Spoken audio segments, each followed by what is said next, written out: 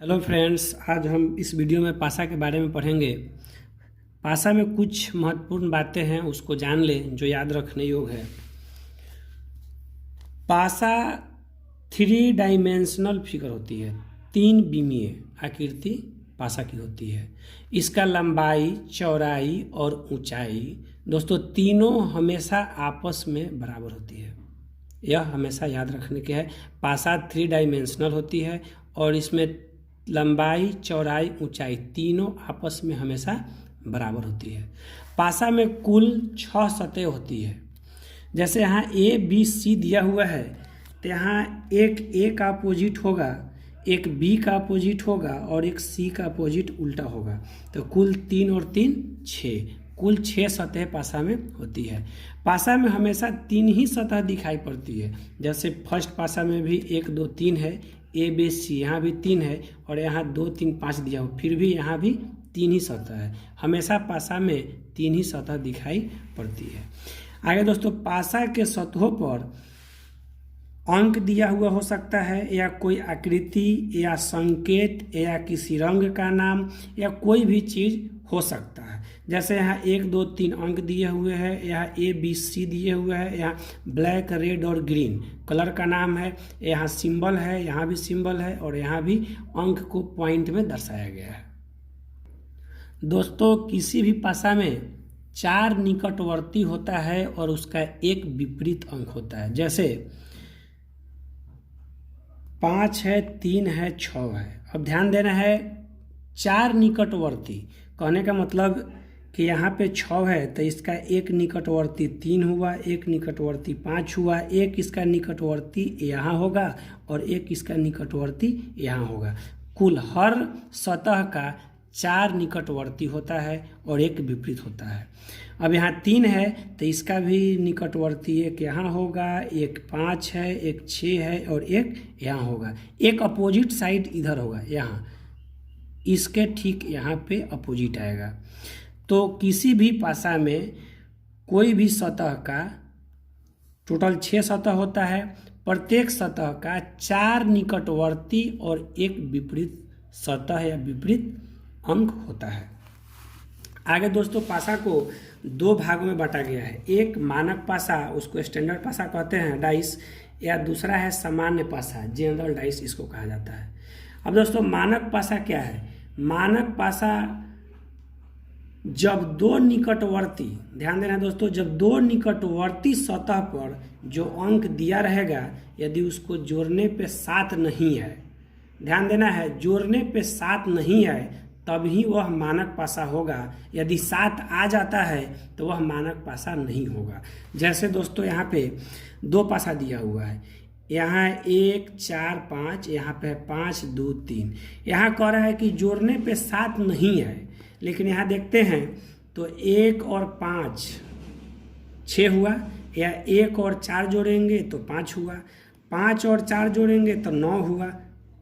इसमें 7 नहीं आया, मतलब यह मानक पासा है। यही दोस्तों, इस पासा को जोड़ के देखते हैं तो 3 और 2 5, 7 तो नहीं है, लेकिन 5 और 2 ऐड करेंगे तो 7 हो जाएगा, मतलब यह मानक पासा नहीं है। मानक पासा में विपरीत सतह पर दिया गया अंकों का योग हमेशा 7 होता है। मानक पासा में निकटवर्ती का योग 7 नहीं होता है, लेकिन विपरीत सतह का योग हमेशा 7 होता है। जैसे यहाँ पर पासा में 1 है, 5 है और 4 है, तो 1 है तो इसका विपरीत सतह पे कोई भी अंक आएगा, यह है इसका विपरीत, यहाँ जाएगा तो इसका विपरीत सतह पे कोई भी अंक आएगा, लेकिन उसको जोड़ने पे 7 आना चाहिए। तो जब जोड़ने पे 7 आना चाहिए तो पहले से 1 है तो यहाँ पे +6 हो जाएगा। यहाँ 5 है तो इस पे कौन सा विपरीत आएगा कि 7 हो जाए, तो +2 होगा। फिर यहाँ पे 4 है तो यहाँ पे अगर हम 3 जोड़ देते हैं तो विपरीत सतह का योग 7 हो जाएगा। यानी कहने का मतलब है कि जब भी मानक पासा हो, यदि उसका विपरीत सतह पूछे तो जितना का पूछे उसको 7 से घटा देंगे। जैसे 5 का विपरीत पूछे तो 2 हो जाएगा, 6 का विपरीत पूछे तो 1 हो जाएगा, 3 का पूछे तो 4 हो जाएगा, क्योंकि दोनों का योग 7 होना चाहिए। बस इसको याद रखना है, मानक पासा का यही पहचान है। इस पे सवाल भी इसी तरह का होता है, पहले देख कर चेक कर लेंगे कि यह पासा मानक है या नहीं। जैसे यहाँ 5 1 6, 4 1 5 या 5 4 9, किसी तरह से जोड़ने पे यह 7 नहीं हो रहा है, मतलब यह मानक पासा है। तो हमेशा इसका विपरीत सतह का योग 7 ही होगा। जैसे 5 का विपरीत तो 2 7, 6 का विपरीत होगा 1, क्योंकि जोड़ने पे 6 1 7 होगा, 3 का विपरीत होगा 4, क्योंकि 3 और 4 जोड़ने पे 7 होगा। अब आते हैं सामान्य पासा। जब दो निकटवर्ती सतह पर दिए गए अंकों का योग 7 हो, यहाँ पे निकटवर्ती अंक को जोड़ने पे 7 आना चाहिए, तब सामान्य पासा होगा, जनरल डाइस होगा। जैसे यहाँ पे 6 और 2 को जोड़ेंगे 8 हुआ, 6 और 3 जोड़ेंगे तो 9 हुआ, 2 और 3 जोड़ेंगे तो 5 हुआ, यानी 7 तो इसमें नहीं आ रहा है, मतलब यह सामान्य पासा नहीं है। लेकिन यहाँ पे 5 और 4 9, 4 और 2 6, 7 नहीं आया, लेकिन 5 और 2 जोड़ने पे 7 आ रहा है, मतलब यह सामान्य पासा है। अब आगे दोस्तों, इसमें सामान्य पासा में विपरीत सतह पर जो भी अंक दिया रहेगा उसका अंकों का योग 7 भी हो सकता है, 7 से कम भी हो सकता है, और 7 से ज़्यादा भी हो सकता है। यह हमेशा याद रखने वाली बात है। सामान्य पासा के विपरीत सतह का योग 7 भी होगा, 7 से कम भी होगा, और 7 से ज़्यादा भी होगा। एग्जाम्पल में यहाँ है 5 1 6, यह नहीं हुआ, लेकिन 6 और 1 7, यह एक सामान्य पासा है। दोस्तों अब इस पासा का विपरीत सतह निकाल के देख लेते हैं। जैसे इसमें कोई एक अंक का विपरीत निकालते हैं, मान लेते हैं यहाँ 1 का विपरीत लेना हो, 1 का विपरीत लेना हो, तो यहाँ ध्यान देना है दोस्तों, जो सतह ऊपर दिया हुआ है, दिखाई पड़ रहा है, उसको छोड़ देते हैं। जैसे इसमें पहले से 6 और 5 दिया हुआ है, तो इन दोनों को छोड़ देंगे, बाकी शेष जो भी अंक बचता है वही इसका विपरीत होगा। जैसे 2 बच गया, 3 बच गया और 4 बच गया, क्योंकि कुल पासा में 1 2 3 4 5 और 6, 1 से 6 तक अंक होता है, तो पहले से 1 6 5 दिया हुआ है, 1 6 और 5 बच गया, 2 3 4, यही इसका विपरीत हुआ। 1 का विपरीत हुआ 2 3 4। यदि दोस्तों इसमें 5 का विपरीत पूछता तो 5 और 6 1, इन तीनों को छोड़कर यही हो जाता। 6 का भी इसमें विपरीत पूछेगा तो इन तीनों को छोड़कर 2 3 4 ही होगा। दोस्तों अब टाइप 1 पे आते हैं। दिए गए पासा में अंक 5 के विपरीत सतह पर कौन सा अंक होगा। अब यहाँ सबसे पहले हमको चेक करना है कि यह जो पासा दिया हुआ है कौन सा है, मानक है या सामान्य है। तो जोड़ के देख लेंगे, 4 1 5, 4 2 6, 2 1 3, किसी भी तरह से इसमें 7 नहीं आ रहा है। जब 7 नहीं आ रहा है तो यह मानक पासा हुआ, मतलब इसका विपरीत सतह का योग 7 होता है। तो जब 7 होता है तो यहाँ क्या जोड़ेंगे, 2। तो दोस्तों 2 आंसर इसका हो जाएगा। कहने का मतलब कि मानक पासा में जो अंक पूछे उसको 7 में से घटा देना है, तो 7 में से 5 गया 2। अब अगला क्वेश्चन, जैसे यहाँ दिए गए पासा में अंक 2 के विपरीत फलक पर कौन सा अंक होगा। ध्यान देना है दोस्तों, यहाँ 4 पासा दिया हुआ है, तो सबसे पहले इसमें चेक कर लेंगे कि यह चारों पासा में कोई ऐसा तो नहीं है जो मानक हो या सामान्य पासा हो। चेक करते हैं, 5 1 6, 4 1 5, यह मानक हो सकता है। यहाँ 6 4 10, 5 और 9, किधर से भी 7 नहीं आ रहा है, यह भी मानक है। यहाँ भी 4 2 6, 4 1 5, 2 1 3, किधर से भी जोड़ रहे हैं तो यह 7 नहीं आ रहा है, तो यह भी हमारा मानक हुआ। यहाँ 6 3 9, 5 3 8, 6 5 11, यहाँ भी यह मानक ही हैं, इसमें 7 नहीं आया। इसका कहने का मतलब है कि 2 का विपरीत जब मानक है तो क्या करना है, 7 से जितना का पूछे उसको घटा देना है। तो दोस्तों 5 इसका आंसर होगा। दोस्तों टाइप 2 देखते हैं। यहाँ पे बिंदु 4 दिया हुआ है ऊपरी फलक पे, तो निचले फलक पे ज्ञात करना है। कहने का मतलब कि 4 का विपरीत ज्ञात करना है। हमको ज्ञात करना है 4 का विपरीत। अब दोस्तों इसको चेक करेंगे कि पासा कौन सा है। तो यहाँ देख रहे हैं कि 5 और 2 7, यह मानक पासा नहीं है। 7 पुर गया मतलब यह समान पासा हो गया। इसमें हो या ना हो, कोई एक में यदि 7 आ गया तो यह सामान्य पासा हो गया, यह मानक नहीं हुआ। अब इसमें दोस्तों देखेंगे बनाने का इसका तरीका। यह 2 अलग दिया हुआ है, इन दोनों में मिलाएंगे। कोई ऐसा अंक है जो दोनों में मैच कर रहा है, मिल रहा है। तो देख रहे हैं कि यहाँ भी 5 है और यहाँ भी 5 है। तो जब भी ऐसा क्वेश्चन दिया रहे तो उसको क्लॉकवाइज सजाते हैं। सबसे पहले जो दोनों में दिया रहे उस कॉमन को लिख लेंगे। तो यहाँ 5 है, इसके बाद क्लॉकवाइज, कहने का मतलब घड़ी के दिशा में। तो 5 के बाद यहाँ कितना आएगा 4, इसके बाद कितना आएगा दोस्तों 2। अब इसमें चलेंगे, 5 कॉमन है तो 5 लिख दिए। तो यहाँ 5 के बाद कौन सा अंक आएगा 3, इसके बाद कौन सा आएगा 1। तो हमें दोस्तों 4 का विपरीत चाहिए, तो 4 का विपरीत यह 3 हुआ आंसर। अब सेकंड क्वेश्चन देख रहे हैं, 5 के विपरीत सतह पर क्या होगा। तो दोस्तों यहाँ एक ही पासा दिया हुआ है और यह 4 और 3 जोड़ देने पे 7 हो जा रहा है, यह तो सामान्य पासा हो गया। तो इसका सिंपल सी बात है 5 का विपरीत। तो सबसे पहले बोले थे हम कि सामान्य पासा में विपरीत सतह का योग 7 से कम, 7 से ज़्यादा या 7 के बराबर कुछ भी हो सकता है। यह तो मानक है नहीं कि 7 से घटाएंगे, यह सामान्य पासा है। तो जो पूछ रहा है वह और जो अंक दिया हुआ है उसको छोड़ देते हैं। तो 5 का पूछ रहा है और दिया हुआ है 3 और 4, ये कहने का मतलब इसका 3 और 4 इसको भी छोड़ देंगे।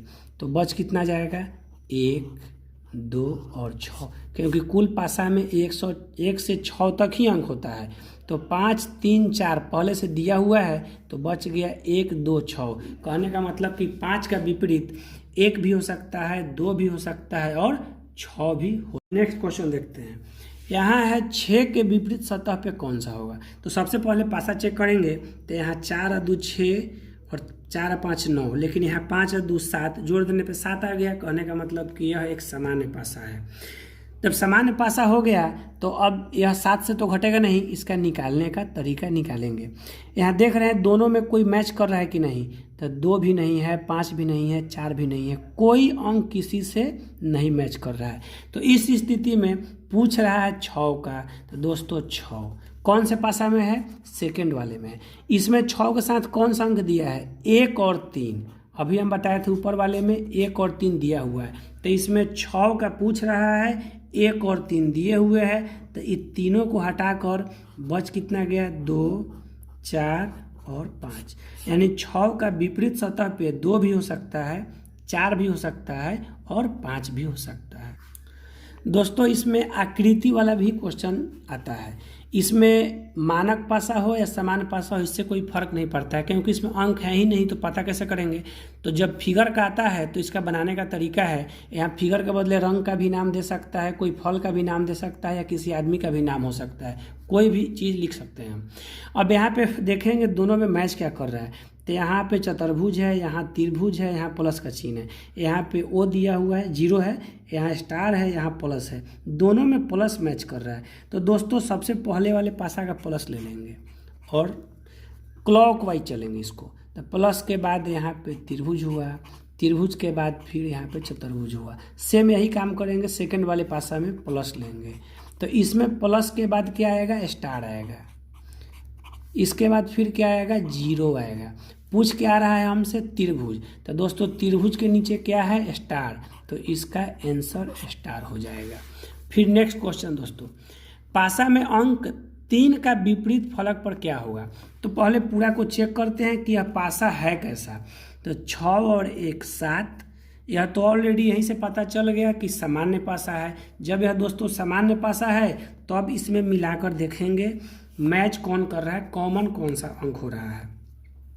तो यहाँ देख रहे हैं दोस्तों 6-1 या 3-1 कहीं पे नहीं है इसमें। हाँ 1-3 दोस्तों इस पासा में है और इस पासा में है, दो अंक मैच कर रहा है। तो कहने का यहाँ मतलब हुआ कि शेष इसका 6 और इसका 5 एक दूसरे का विपरीत होगा। जब दो कॉमन मिल जाए तो बाकी जो बचता है वह एक दूसरे का विपरीत होता है। तो यहाँ 3-1 मिला तो 6 और 5 विपरीत हो गया। अब दोस्तों आगे मिलाकर देखेंगे 2-5 या 4-2 है, यहाँ पे 2-3 है, 2-3 और कहीं इसमें चेक कर लेंगे, नहीं मिल रहा है। लेकिन दोस्तों 3 और 6 यहाँ है, 3 और 6 यहाँ है, इन दोनों में 3-6 मैच कर रहा है।